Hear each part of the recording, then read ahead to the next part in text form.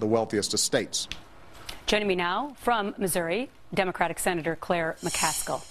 Actually, you're in Washington, right? But you represent the state of Missouri. I do. All right. Always in Missouri in my heart. Of course. I understand that. Senator, thanks so much for being here.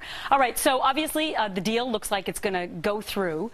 A couple days ago, you had some interesting comments about how you felt about the president making a compromise. Do we have those? I want to listen to those. If they think it's okay to raise taxes for the embattled middle class because they're gonna pout if we don't give more money to millionaires, it really is time for the people of America to take up pitchforks. Pitchforks? Holy cow, what do you mean by that? Well, that's a saying we have in Missouri. It's like cutting the hog. It's a colloquialism. Obviously, I don't mean for anyone to literally take up pitchforks. I'm just expressing the frustration that I think a lot of Americans feel about a deficit-busting tax bonus for people on their second $1 million of income and their third $1 million of income. That's what I was expressing, and that remains. I mean, this is a compromise. There's a lot of things in here that I think many of us do not like. But I'm also impressed that the president got many parts of the stimulus extended in this deal. The parts of the stimulus that give tax breaks that were focused on the middle class and working people. Yeah, but there's a new report out today that says the stimulus created 0 jobs, so I'm not so sure that that's ridiculous. a total positive. Well, I'm just reciting a report out of San Francisco this morning. It didn't say that. What it said was that there were jobs created. In Missouri alone, we saved the state government from cutting $4 billion out of a $22 billion budget. Teachers would have been laid off all over Missouri if it hadn't been for the stimulus. What do you make, though, of the people in the, I guess it's the far left, who will be upset with the president for making this compromise with Republicans? I mean, I consider you, and I think so many people do, a moderate Democrat. So I guess I have to say I was surprised at your tough language about the tax cuts because you are a moderate. So are you happy with the plan that we now have? Of course not. Of course I'm not happy with it. But that's what compromises are.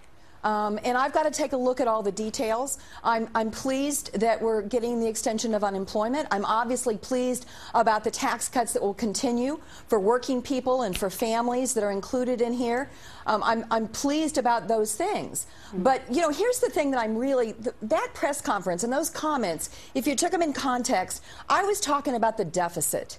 I was talking about how serious is the Republican Party about the deficit when they want to give a bonus for people's second $1 million in income at a time that we are borrowing money from China to pay for it. Right. Well, I think the taxes were for people and couples making over $250,000 a year, so I'm not quite sure they were all millionaires. But I want to I want to get your thoughts on WikiLeaks, because you've made comments about that as well, and it's a big day today because Julian Assange is now going to be in a London court facing, ironically, sex crime charges and nothing to do with espionage.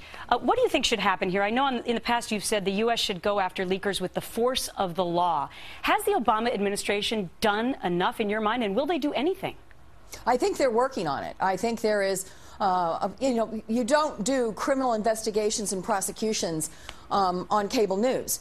You build a case, you look at the law, and I can assure you there are many, many people involved right now in finding accountability.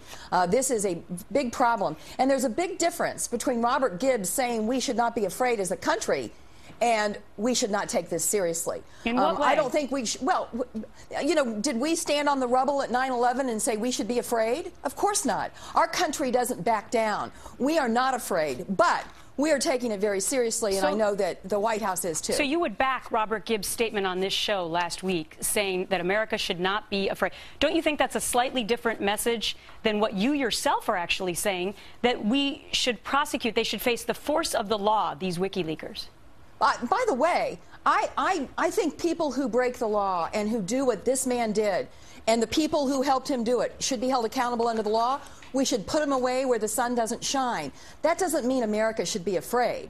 And I think that's the sentiment that Gibbs was trying to tell America. We should never be afraid. We are strong. We are the best. There's no reason for fear. We'll see if the Department of Justice follows up with any kind of charges. I want to get to something that's near and dear to your heart. This is very important for all Americans, and this is the Arlington Cemetery bill that was passed. Tell us about that. Well, my committee on contracting oversight has done an extensive investigation into the heartbreaking incompetence at Arlington and the misidentification of burial grounds. This is a sacred place for our country. We were able to pass a law over the weekend that will provide the kind of oversight and accountability that we have to have at Arlington National Cemetery, so those thousands of families that have loved ones there can go there with peace of mind. All right, and that is so important. Thank you very much for spearheading that. I know so many people are on your side for that. Senator Claire McCaskill, always great to discuss with you all the issues of the day. Thanks very much. Merry Christmas. Merry Christmas to you.